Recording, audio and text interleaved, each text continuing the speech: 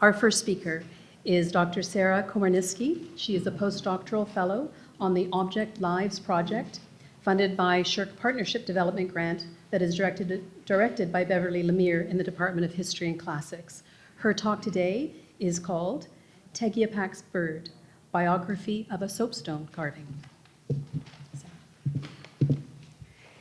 Thank you. Thank you everyone for being here, and thank you for the invitation to present here today. I am a postdoctoral fellow with the Object Lives and Global Histories in Northern North America project, and we're a multidisciplinary research team that collaboratively studies the biography of historic objects, such as this magnificent hide coat decorated with quills, beads, and paint. My role is also to contribute ethnographic and historical research on one particular topic: art and craft made by Indigenous patients at TB hospitals. So from the 1940s to the 1970s, Inuit, First Nations, and Métis children, women, and men from all over a huge northern geography who tested positive for tuberculosis were sent to hospitals in southern Canada. There, many patients participated in occupational therapy or handicrafts programs. They carved, painted, beaded, embroidered, tooled leather, and sewed. By tracing the biographies of the art and craft they made, I can tell stories about the links between post-war hospital programs, the Canadian art world, museums and collecting, and the lives of Indigenous TB patients and their families during the complex and painful sanatorium era.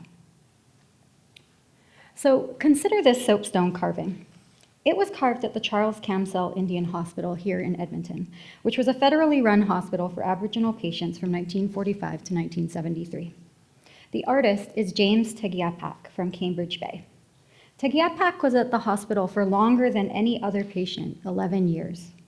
During that time, he completed at least 608 carvings of wood and stone, 9 of which are at the Royal Alberta Museum here in Edmonton, and 2 of which are at the Museum of Anthropology in Vancouver, including this bird. The others have likely been spatially dispersed to homes or other museums, perhaps purchased as a memento from the hospital gift shop and now sitting quietly on a shelf somewhere, or listed for sale as collectible Inuit art on eBay. Tegiapak carved this bird sometime after 1955, when the handicrafts program was run by Harold Pfeiffer. Pfeiffer was a well-known Canadian artist who sculpted likenesses of northern peoples himself, and he also taught weaving, carving, and other art forms to Indigenous people in both northern communities and southern hospitals. This sculpture was purchased in Edmonton by illustrator and author Hilary Stewart, who wrote many books about Indigenous peoples of the Northwest Coast. Stewart acquired many striking soapstone carvings and later donated them to the Museum of Anthropology. I tell you this story as a non-Indigenous person, the descendant of Ukrainian settlers here in Treaty 6 territory. I do not know how Tegiapak would have described this carving or his experience in the hospital. I don't know why this carving appealed to Stewart. But I chose to talk about this bird today both because of its revealing biography, but also because I find it very moving, this carving of wood and stone and string. Here is a goose or duck lured into a trap, carved by a man confined to hospital far from his family, community, and culture for over a decade. There are 2 Camsell hospitals. There were literally 2 hospitals, and one was torn down for the modern structure that still stands today. But figuratively, there is the hospital that represents the federal government's attempt to stop a tuberculosis epidemic and fulfill their responsibility to provide healthcare to Aboriginal peoples. A hospital that was supposedly designed to help and to heal, to train a generation of healthcare workers, and to show off as a model of care for northern peoples.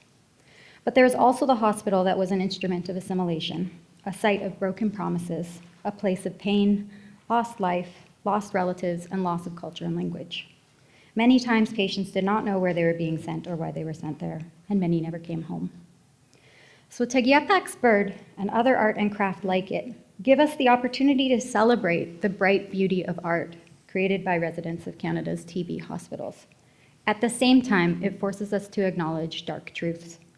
For Tegiapak's bird to also become a story about reconciliation, we must build a common understanding of this history and celebrate it together.